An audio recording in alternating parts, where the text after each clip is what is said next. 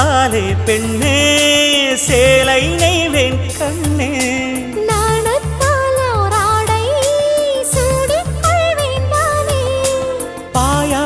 அடி சொல்லாதே பஞ்சணம் புதையல் ரகசியமே சாய்ந்தாடும் சங்கில் துளி பட்டாலும் முத்தாகிடும் முத்துண்டே செம்பூவே பூவே உன் மேகம் நான் வந்தால் ஒரு வழியுண்டோ மன்னவன் விரல்கள் பல்லவன் ஒளியோ படை கொண்டு நடக்கும் மன்மத சிலையோ